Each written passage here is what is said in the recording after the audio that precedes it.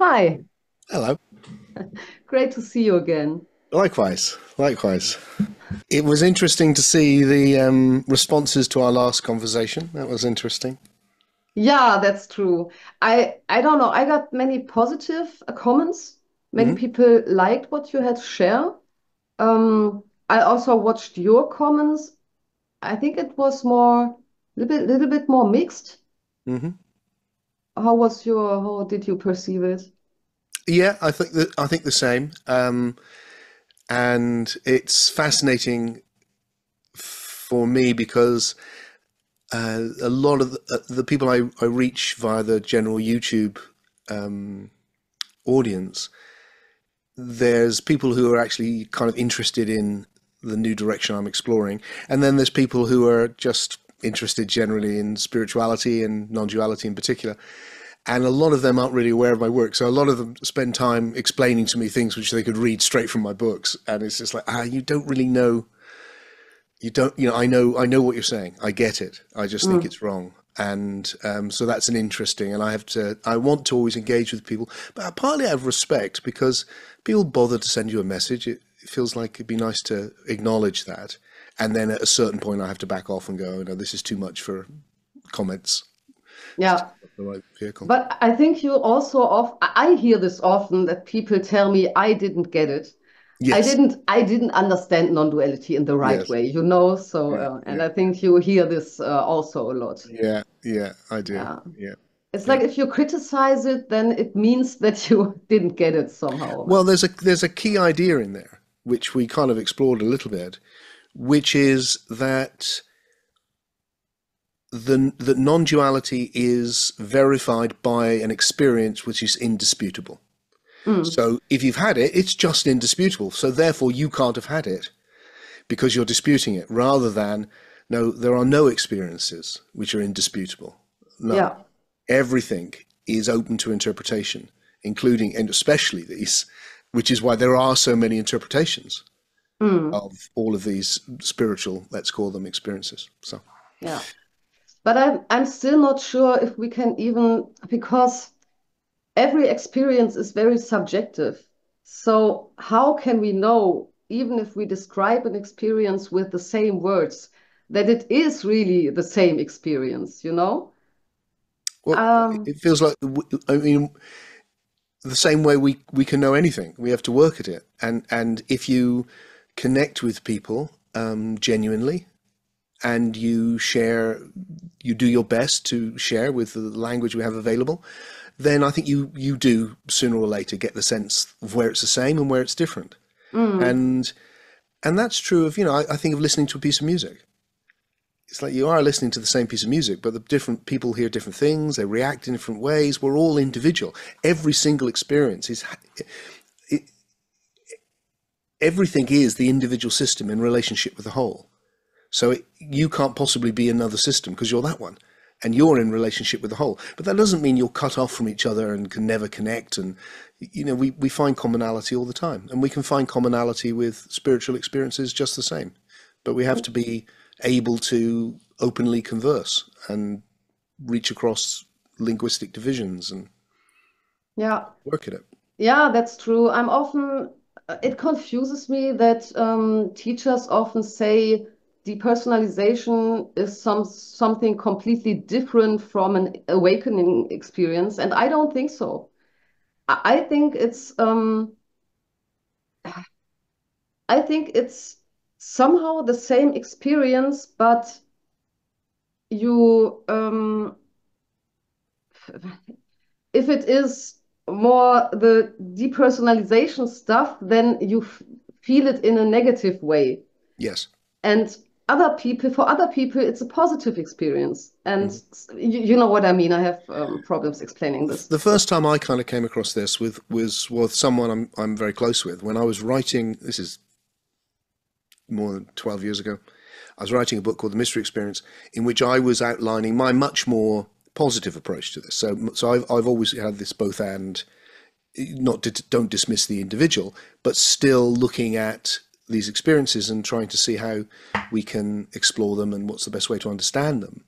And I was writing enthusiastically about these experiences, which I know well, But I was actually then meeting up with this person, and they were describing very similar experiences, and it was totally negative.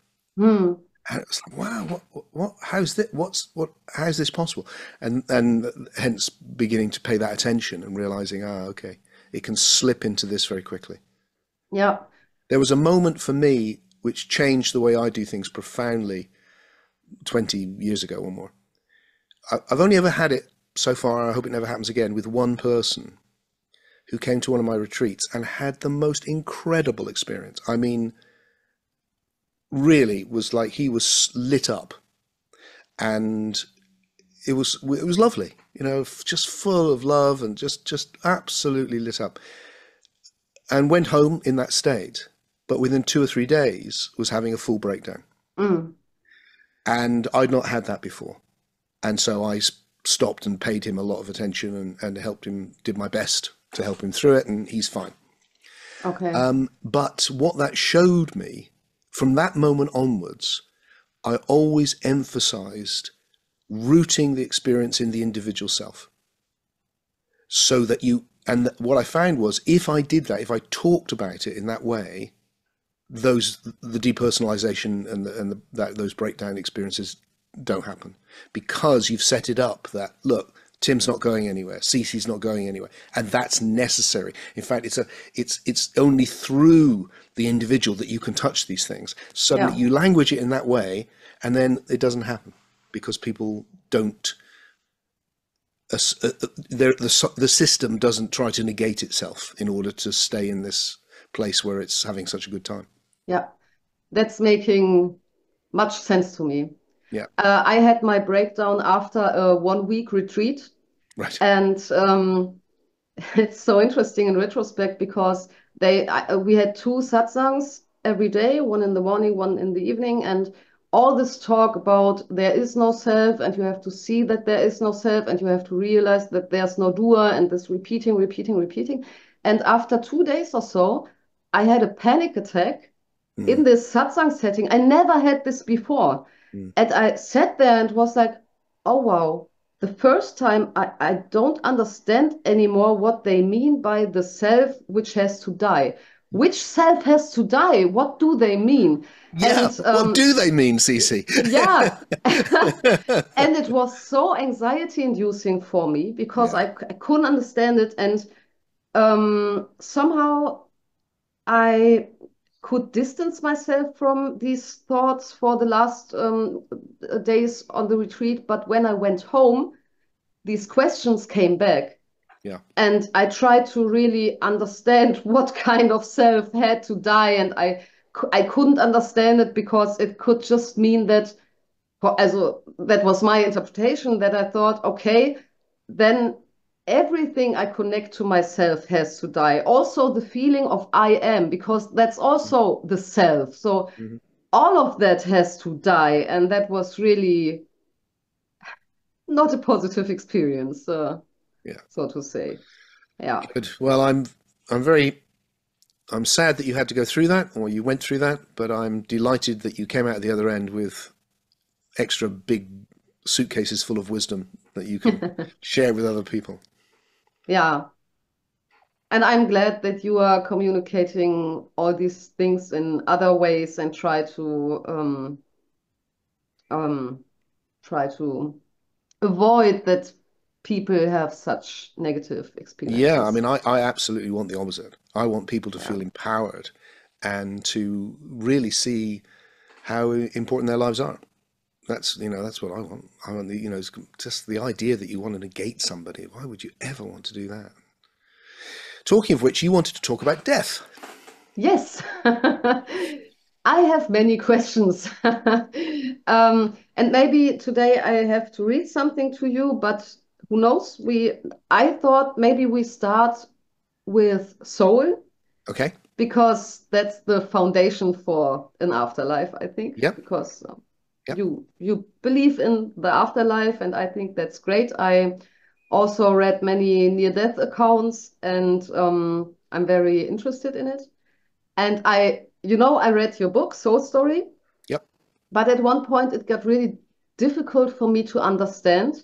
Hmm. So I'm not sure if I understood you correctly, and I want to, yeah, know more about this. Let's do it. And of course, you know, the Soul Story was a long time ago, and lays out a kind of a program more than anything else. It's like, can we begin to see it in this way? And then Mm. in the years since, I've been trying to flesh that out. So hopefully, I'll have a bit more to offer you this time. Okay, okay. Interesting. Yeah. So, mm, maybe we start with, because So yes, soul. And I know you with soul you mean psyche, yeah? yeah, So I we mean, have a my approach in it is to use both words for this. Etymologically, they both come from meaning the same thing. One comes from a Germanic source, one comes from a Greek source, and my hypothesis with it is it's just simple. It's like human beings have always experienced two types of reality, and we're experiencing them all the time. One is an imaginal realm, which you can take your attention off into, and you do in dreams and visions and spiritual practice, and it's huge out there, and psychedelics and God knows what. And the other is the sensory world. And the psyche, or the soul, is a name for that non-material dimension, which is not within space. And because you can't see it anywhere, it's not there, is it? Where is it? Well, it's nowhere. It's its own space. And it's images of the sensory world, whether it's words speaking to yourself, which is imagining talking, or whether it's images in dreams, and because they're not tethered to the laws of nature, they can, elephants can fly, and you can turn into something else, and anything can happen with these images, and that is where our creativity comes from. Now, the ancient idea, quite understandably, I think, is that there is another dimension. It's the spirit world. It's the world that from the various earliest times, human beings in what gets now called shamanic cultures, but all of those magic cultures, which seem to span the whole of the world, are about exploring that domain. Mhm. And that's a very primal thing to do. So you get this idea that there's another reality and we've fallen from it. And we've fallen from that reality into this one, partly because this reality is not as good. That's the feeling. It's like in that reality, you don't have to have all of these unpleasant things you get with biology and the struggle to survive. And what I'm attempting to do is just turn it around and go, look, I think they're right, but for the wrong reason. I think they're right that the psyche or the soul is its own level. It's not just a byproduct it's no more a byproduct of biology than biology is just a byproduct of physics. It's actually an emergent reality. It's more than. And this level of the psyche has emerged through the same evolutionary process that everything else has. Miracle after miracle has occurred to get us from the early universe to this, and the psyche is a level of information. It's a sphere, just like in the ancient spiritual traditions. It's just we haven't fallen from it. It's emerged in the same process of evolution, and we're in it right now. So it's not like we're talking about something, ooh, the soul. It's like, no, I am a soul or a psyche talking to you, and you're a soul or a psyche right now.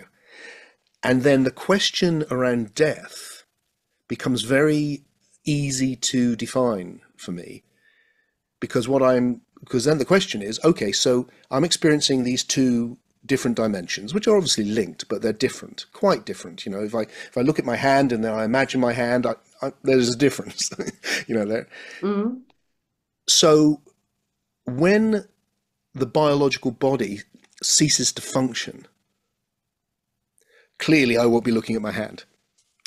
But is it possible that the psyche level continues to function?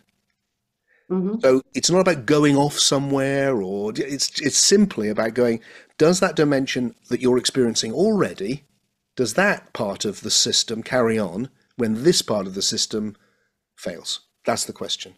Yeah. And by framing it in that way, we can approach the question of life after death in a very different with a different understanding.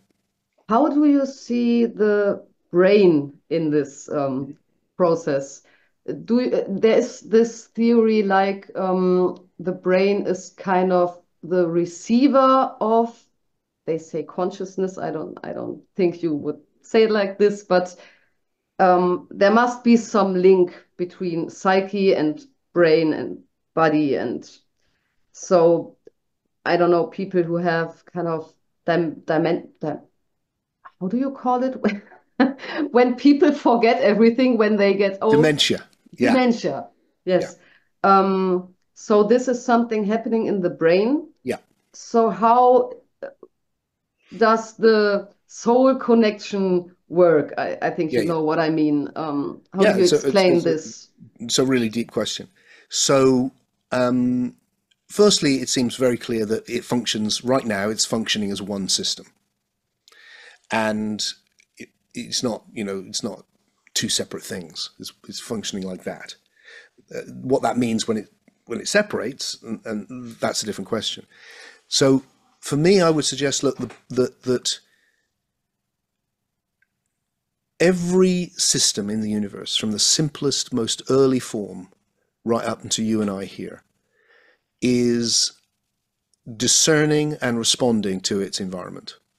In the early stages, it's the same thing. It's reacting like a chemical reaction. But the time it reaches us, we're discerning ourselves and our environment, and then we're responding. That's led to, we talked about last time, the evolution of consciousness, the ability to discern some bits of information as if with high definition, which gives it this is what we're experiencing. Wherever you put your attention, it suddenly comes into high definition, and the rest is just being discerned in low definition. That's going to turn into the psyche. Now, all of that first phase seems to arrive with the neurological system. And the neurological system is processing things of how to function as a biological entity, so that we don't even notice the level of the processing which enables us just to walk or speak or just to eat or any of it. It's incredible, the level of the processing. And that seems to have really taken off with a very sophisticated neurological system. From that, as that's developed, has come the psyche, where the system starts to look at itself and to hold itself, look at its own processing in high definition. And it makes that, it's able to do that by representing the processing with images from the sensory world, which is why it's an imaginal level of reality, which is about to emerge. Once that's happened, it opens up the ability to develop on that level exponentially, especially once you've got language. So that what's happened, why has culture exploded, the evolution of culture so fast? If we went back 1,000, 2,000 years, people's bodies would not be that different. But the ideas are just like, that's the difference. The difference between us and the cave people is ideas. It's just that. That's fundamentally it. And that's been because on that imaginal level, we've built up all of these other categories. So what I'm suggesting is, so there's the neurological categories, and then there's the ideational categories. And obviously there's a place where they overlap and they interact with each other. But increasingly, it becomes more and more ideational. Now, I'm going to jump to something ontological, something to do with kind of the nature of reality, because what I'm exploring, you can't understand it without it, which is this idea that the universe itself is, that first of all, that what we're in is a process of forming, in which every moment is forming from the moment before, and that the past doesn't go anywhere, that everything that has formed starts to create the algorithms that will govern what will form next. So there's what I'm suggesting is that there's what I call an infoverse behind the universe, which is running things. And that's very similar to various physicists, but I won't go into that. So for me, what's happening here, how am I doing this? How am I speaking? How am I referencing everything? And with you, it's because of all the things that make me Tim are all the, what I call passivity systems in the infoverse. So what you're meeting is a process. You're meeting everything Tim's ever been, which is allowing Tim now to be this. And I'm meeting Mm-hmm. everything that Cece's ever been alive. So once you do that, you're going, oh, your identity is not, your identity is not a physical or biological system. It's not as simple as that. It's richer. You are a passivity system. You are a process. You are everything you've ever been reaching this now. And that's the key, I think, in this understanding, which goes, so the relationship, so a good way into it might be to think of it like a computer system. That's a good analogy for today. So I'm on Zoom now with you, and I'm seeing the screen. But behind the screen, there's tons of programming making it all happen. And the same with you. I'm meeting the screen. But behind the screen, there's all these things on a biological level, and then a whole load of other things on an ideational level. So right now, on a biological level, sound waves are going in through your headphones, and your neurological system's going, oh, sound waves, sound waves. And then it's passing those up to your ideational system, which is going, what does he mean? Where does that fit? Does that fit with this? All of that's going on. And that's what a conversation is. But all of that is being done by the passivity system. Mm-hmm. So what that opens up, I'm going to push this further than I thought I was going to, but just because it might help. It's crazy. Okay, I I can follow. Okay. So let me try one last thing with it, just because I've got myself into it now, and which is because of the Zoom thing. So we're on Zoom right now, and there's a program behind the Zoom. So I'm saying, look, you are like you are a program in the infoverse, which is arising as Cece meeting Tim, who's the same. If I'm on Zoom right now and you can see me and you can hear me, because that's what the system allows to happen. But imagine for a moment the sound went. And you go, oh, Tim, there's something wrong with your sound. You wouldn't go, that's impossible. How can I be seeing you and not hearing you? How could it be functioning on the visual level and not on the audio level? Because, audio came first. We had telephones way before we had video phones. So what's the relationship between the audio level of the program and the visual level? Surely you can't have the visual only without the audio. You wouldn't say any of that. You just go, oh, part of the system's broken. You've got a problem with your Zoom. Mm. What I'm suggesting is comparable to that. It's like you're a system, you're functioning on two levels. And one of the levels, the biological level, kind of messes up and it's like it's gone down. Yeah. And you can't see and hear and run and none of that's happening anymore. But this level, that's still functioning. And then what we're describing in the near-death experience is people who find themselves no longer in the physical, but still in the imaginal. Mm. And they have what seems like dreams, but they're not like tiny personal dreams. They're vast soulscapes, because if like now, if I said imagine something, a bottle, unless you're very good at imagining, it's probably a bit vague. But if you think of your most vivid dream you've ever had, when you've got no consciousness of the sensory world and you're processing the imaginal in super high definition, it's incredible. It's realer than real. I had a crazy lucid dream once that was mind-blowing, really. So what I'm suggesting is that what's happening for near-death experiences is that one part of the system fails, the other part of the system, because it's a passivity system in the infoverse, it just carries on. It's not like what bit of you, it's like you carry on. But you can only function in the imaginal. But the imaginal now becomes super vivid, because that's got all of your attention, which is why the experiences people are having are so incredible. Yeah. I like this approach. Did any of that make sense? I covered a lot of ground very quickly. Yeah, it makes sense. It makes sense. Was a lot of stuff, but I understand. It makes sense. What I ask myself is this, because you say this, sometimes it's so hard in English. This, because I understand everything you say, but I don't have the vocabulary to express what I you do really want to incredibly say. well. I'm in awe of you. I try my best. So this imaginary world evolved from everything what was before. Hmm. But what people experience in near-death experiences are very similar somehow.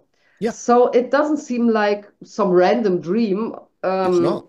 It's like it seems like it is some kind of specific place where often experiences are the same, like the life review or the tunnel and the light and meeting light beings and whatever. So it seems like a fixed place. And but if it emerged from just the imagination of people, I don't know if that's what you want to say. Then it would be more. It wouldn't have such a fixed set of rules. Do Hmm. you know what I mean? Yeah.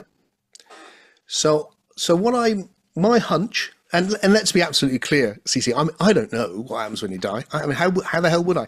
And I haven't got any supernatural knowledge. I'm simply trying to understand what I experience, what the people I know experience, what the people who've reported near-death experiences experience, all these things, and to understand it in a way, in a new way that can actually make sense of it and can tie in, rather than be repudiated by what we know about science, can be supported by it and actually extend naturalism into what gets called the supernatural. There is no supernatural; it's all natural, including the afterlife. That's what I'm exploring. So, so one of the things is that just as when life developed, it didn't develop as little separate life forms. It developed as life forms in an ecology. And that's what we're in. We're in this vast biological ecology in which everything, relying on everything else. And I think we make the mistake in the modern world, not in the ancient world, but in the modern world, of thinking of the psyche as like an individual bubble. It's like there's psyche, CC's psyche is Tim's psyche, and it's like your imagination, my imagination, rather than an ecosystem. So I think we're connected.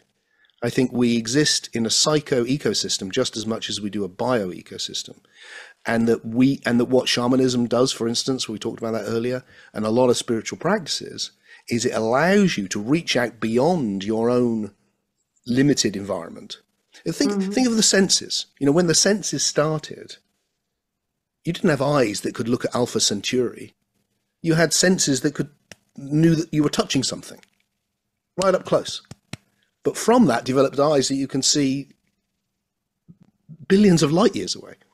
So I think the same in the psyche. It's like we think it's just the thing we're up close to, our own little imagination, our own talking to ourselves. It's not.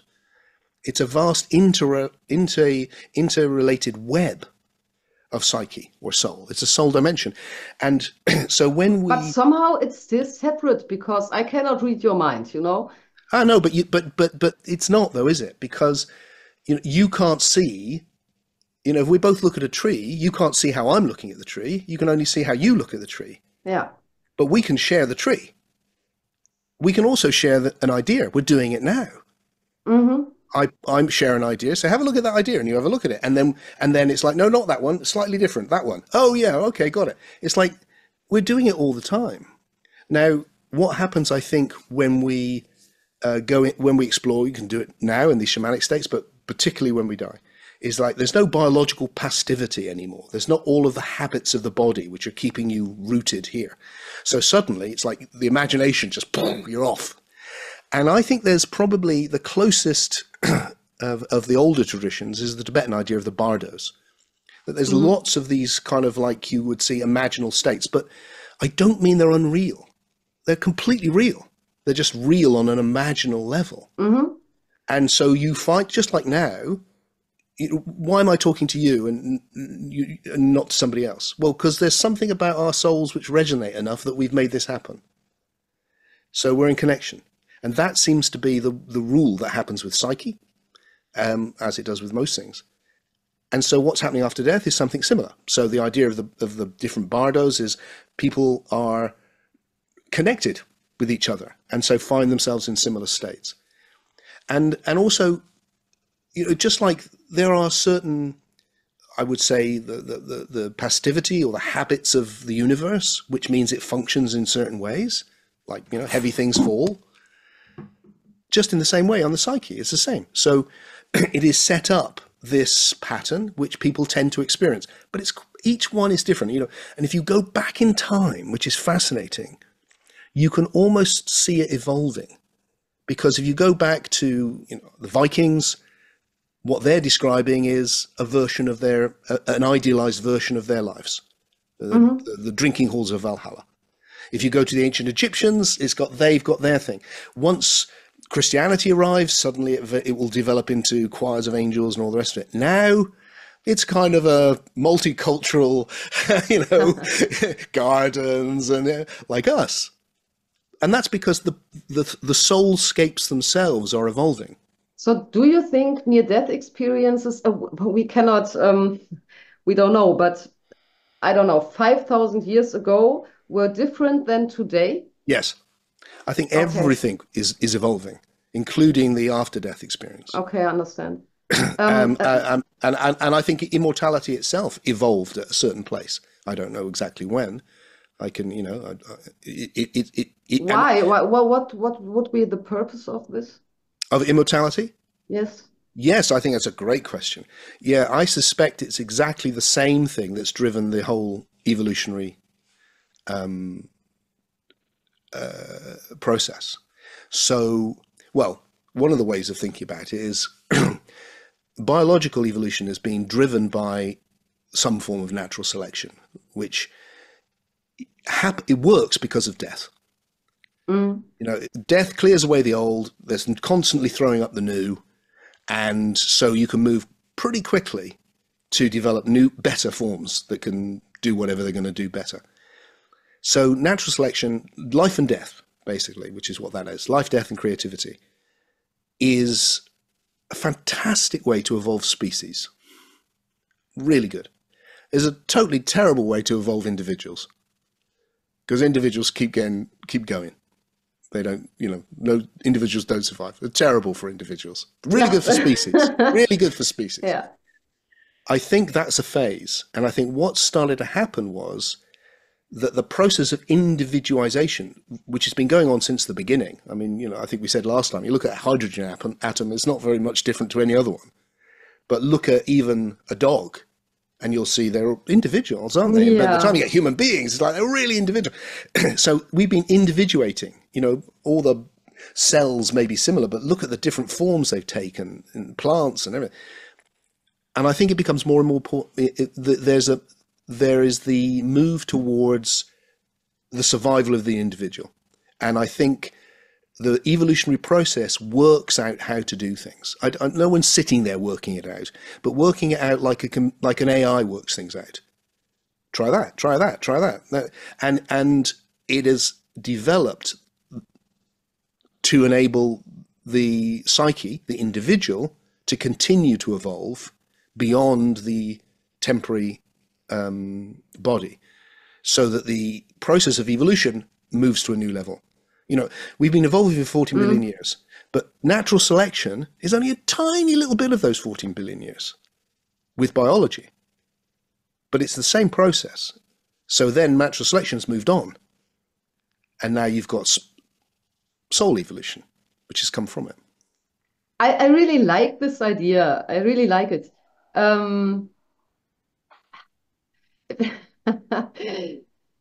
It sounds a little bit too good to be true,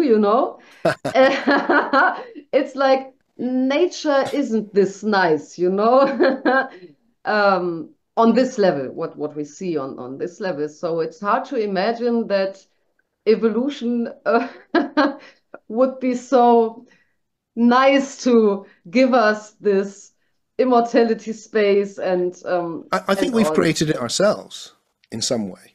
That I think the framing, what's the fundamental driving force that makes biological evolution work is the survival instinct.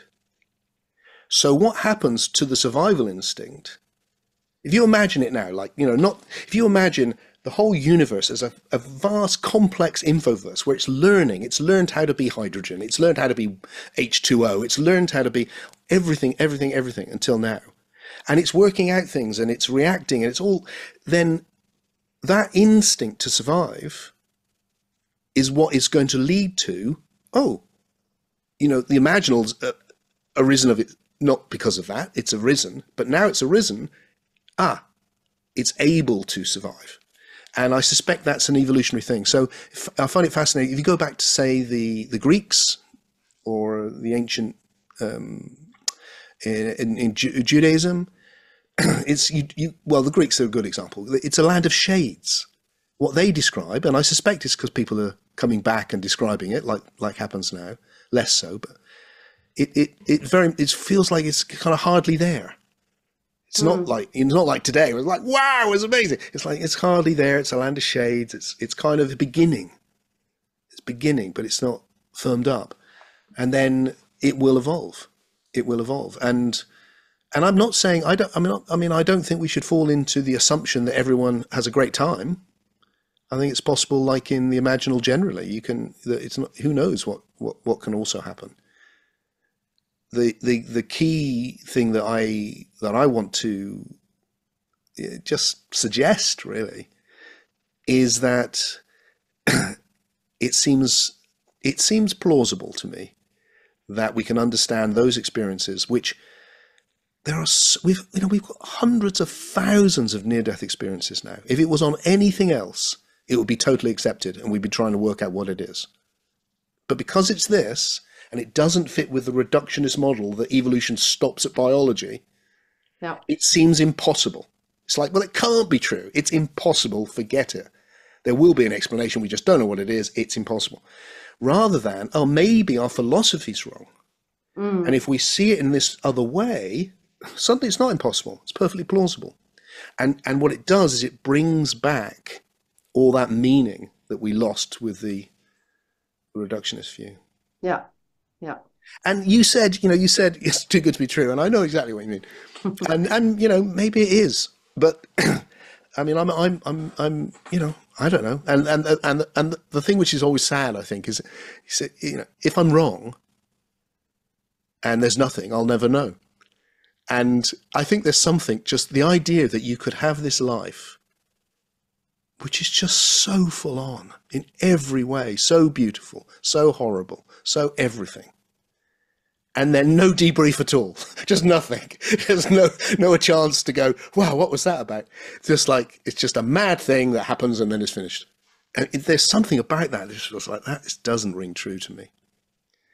And there's something, the biggest reason I have for taking this seriously, personally, this is totally personally now, is not really to do with research or philosophy or any of it. It's that when I come into those, let's call them deep awake states, there's something so powerful about them that does feel, it feels like, no, all of that suffering is redeemable. And it's not too good to be true. It's absolutely, all that suffering, all that nightmare of being alive, that side of it, it's redeemable. And the thing which can redeem it is that it continues to evolve. And it's very hard to redeem it if you don't think that. I mean, it'd be easy to redeem my life because I've been very lucky. But it's hard to redeem a child with some horrendous illness that's just had a horrible experience from beginning to end. It's like, that doesn't look very redeemable, does it? But it is, if it's temporary. Yeah, I understand. But it could also be, and I think you are open to this idea that because you really want this to be true, we talked about ideation. It's like maybe you ideate it in this way that you experience it like this. You mean after death, you experience it like this? If you think in this way? No. Or do you just mean now? You mean now? No. Yes.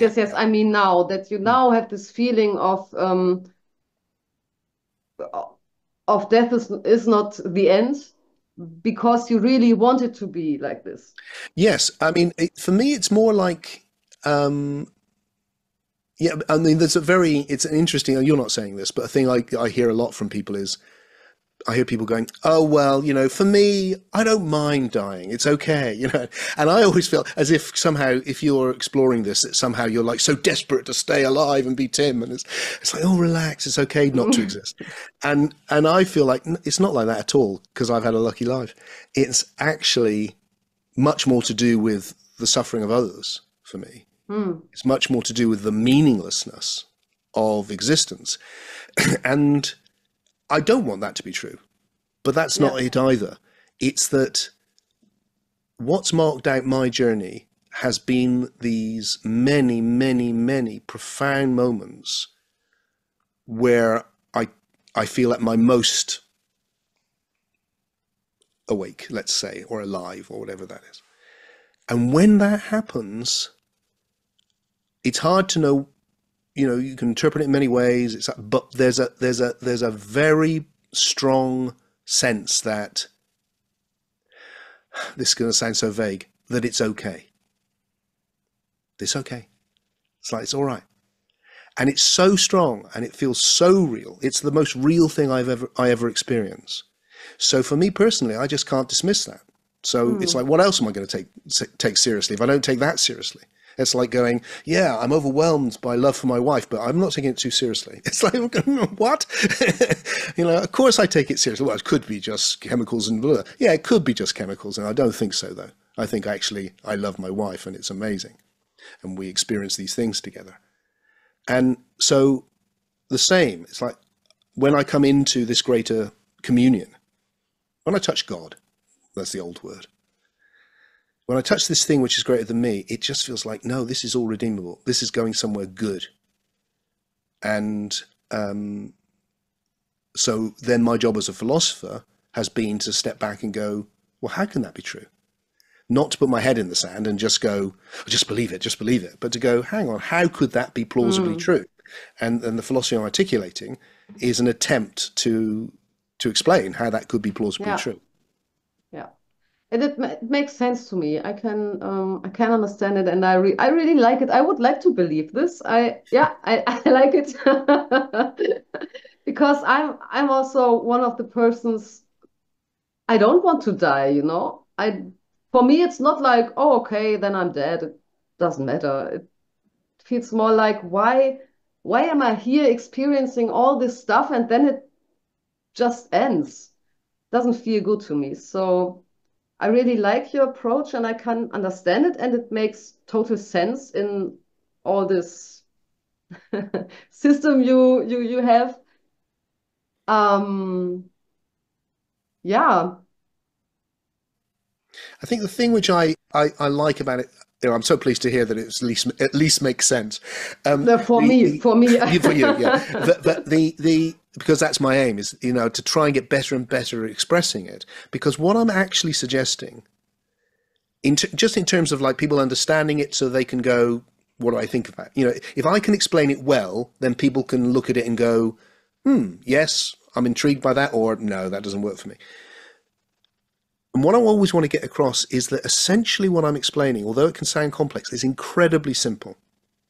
I'm saying that existence is the realization of new possibilities on ever more emergent levels, which is what you experience every moment of every day. That's what it is. And it has gone from the simplest thing you can imagine, which according to latest physics is information, through the physical world, through the biological world, to the psyche. That doesn't feel that confrontational to say that. It's like, yeah, look, and you're experiencing all of them now. Everything you're experiencing could be called information. Some of it is physical information. Some of it is biological information. Some of it is imaginal information. The difference, the thing which I'm saying is then, and each level is real. And the more emergent is more than and cannot be reduced to the lesser. That's the point. Why? Because the past accumulates. There's more past. There just is. Since we talked last, there's more past. And that past is implicit in this moment. It's implicitly here. Because we're referencing it. We know it happened.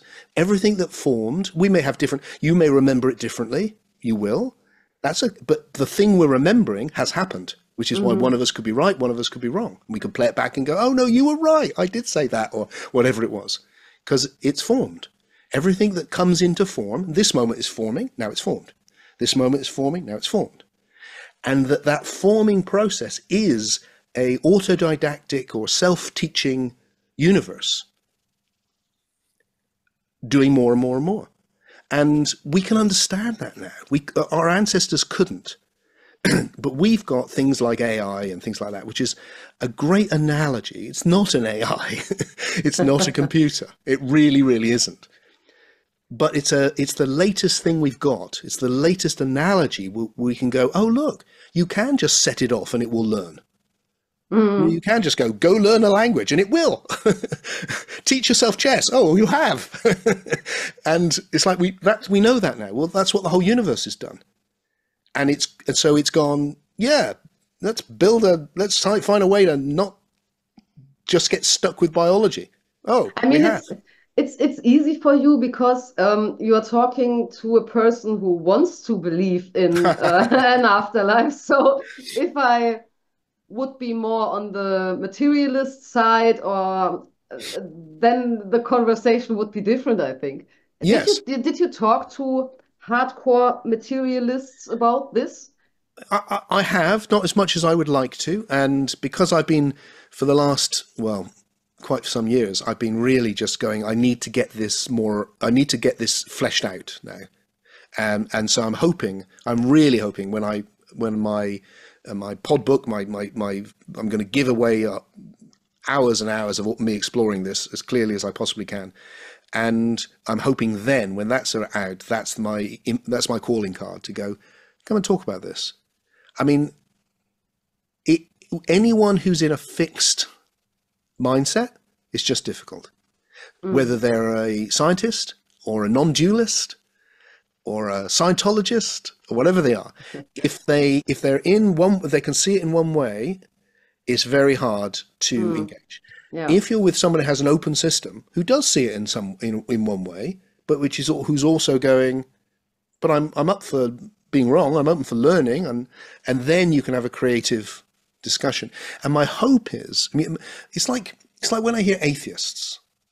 I mean the really smart ones, where on YouTube or something. I really like them. I'm not an atheist. I'm wanting to go, there's something greater than you. But I agree with all of them.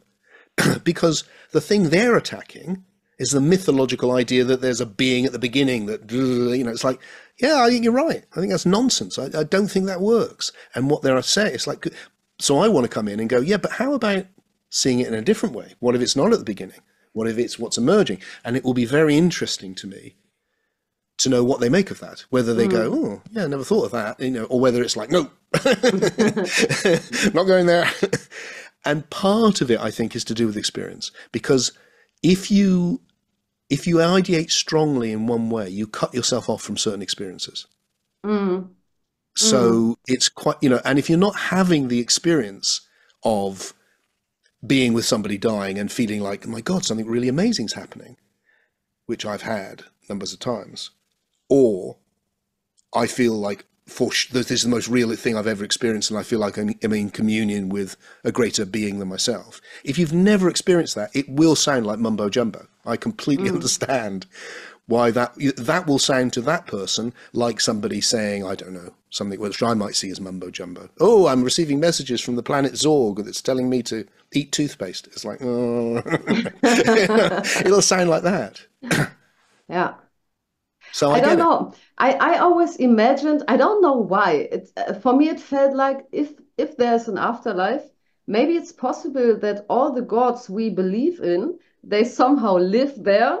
It's like a little bit like you say, we imagine them somehow, and then they have their own place there. And maybe if I believe strongly enough in whatever Jesus, I will be able to meet Jesus in the afterlife because he somehow formed there or something like this. I think that's perfectly plausible in the sense that, you see this with Carl Jung, who's a real pioneer of all of this, who himself had a very powerful near-death experience.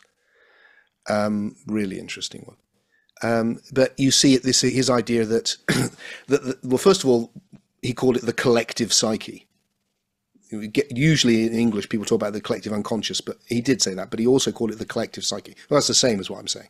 The psyche is not individual. It's also an ecosystem. It's a collective. And within it are all the ideas that have ever been experienced. Everything is in it. And there's some archetypes or certain images which are very, very, very powerful. So the archetypes that he homes in on are like the very first thoughts. Have you ever? It's an interesting thing, isn't it, to think there must have been a handful of first ideas. What were they? Mother, perhaps?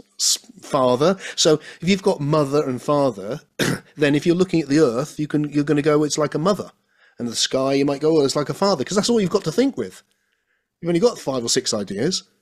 And then as they start getting more and more complex, then you can start reifying it. So those ideas, those archetypes exist. And then with the religious symbolism, where we're really focusing on these imaginal forms that we are so powerful, we make images of them. We create art. We take the imaginal and we bring it into the sensory world, which is a phenomenal thing to do, isn't it? And we live in that now. I mean, look, you're surrounded by it. Everything around you and me is been through the imaginal and come into the sensory world. We live in that. So those things are strong, and I think we do. And so what I'm not saying is, I don't know, but my intuition, for what it's worth, is I'm not saying you're going to die and you'll be enlightened, whatever that might mean. Yeah. I'm suggesting you'll die and be you. With all of the things, with all of the wisdom you have, with all of the lack of wisdom you have, with all of the assumptions that you had, you'll just be in a very different environment. One question, because you say this. I heard in many near-death accounts that people are saying you are you, but you leave all your, let's say, problems behind. If you have mental illnesses, you don't have them after death. And sight as well, you can see, and all sorts. But how does this work with your philosophy? Because it's obviously a big transition. So for me, the image that you might experience now is when you move into these more emergent spiritual states. So when you have a deep awake experience, it's like, wow, for that, however long it is for you, you see yourself and everything else in that's the most emergent part of your psyche or your soul that you experience. And it's amazing. It's that thing of from there to whoa, you're just, and I think that disconnecting from the biological world, I suspect, is a bit of a shock and catapults you into another world. Like if you took ayahuasca or something, you're catapulted into another world. So yeah, whilst I'm saying it's you in a very, very different environment or a very different level of reality. So yeah, I think those. It's not like I'm not saying you take everything with you in that respect. I'm saying all of your past is still your past, and although you'll see things in a new way, and listening to people about the life review, it's fascinating because you sense being able to see it in a new way, but it's still you seeing it in a new way. A bit like might happen.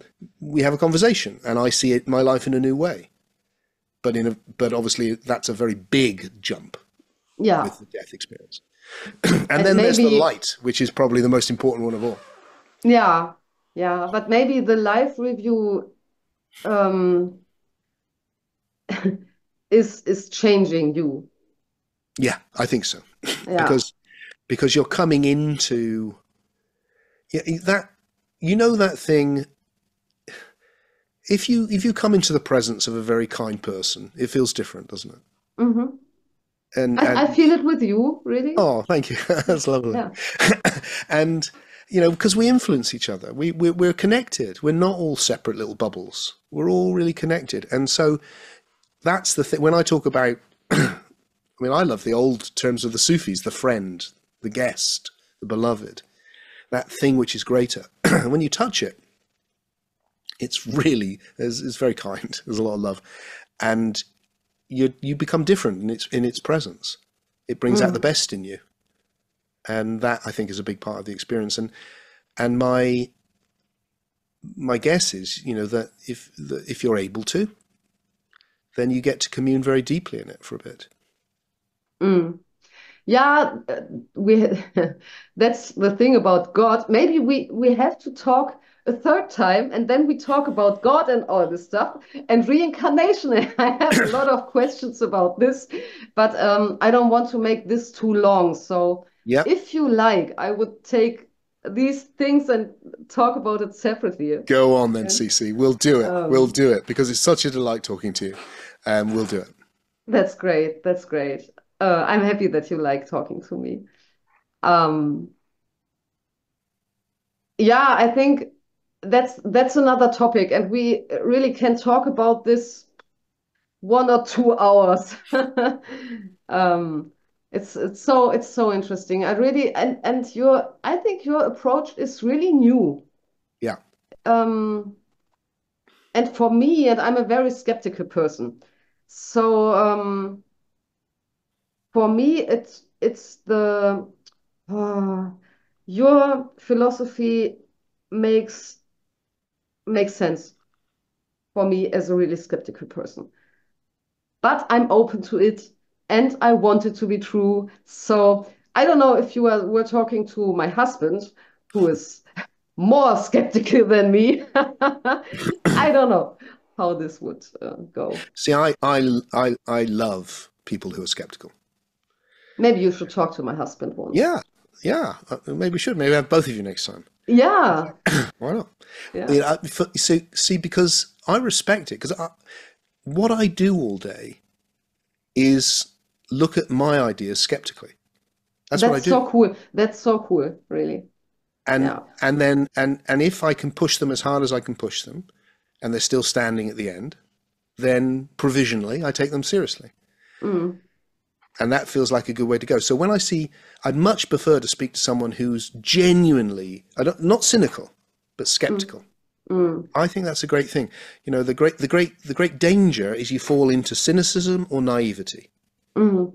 But if you can find that other path, which is being open to and skeptical in the sense of being questioning, Yeah, hurrah, that's beautiful. And then there's the best chance we can come up with some wisdom. yeah. And I think you are also open to learn from this and to maybe Absolutely. change your philosophy in some way. Absolutely right. Yeah. Yeah. Yeah. And what's been fascinating about the process that I've been through, which from when I conceived Soul Story and then all the way through since Soul Story, in this creation of this new project, so far has been I've hit all sorts of areas where I've just gone, that doesn't make any sense, Tim. That can't be right.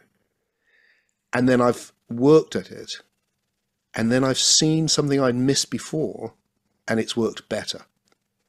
And it keeps on happening. It keeps getting better and clearer. And whilst that happens, I'm encouraged to go, no, keep going with this and be willing to share it with others. And then, you know, I'm not going to be here for very much longer. No, you know, none of us are here for long, but I'm not, you know. So the most important thing is to pass on whatever seems of value, and then other people can pick it up and run with it and see if it is, and change it and develop it, and that's how everything has evolved. Yeah.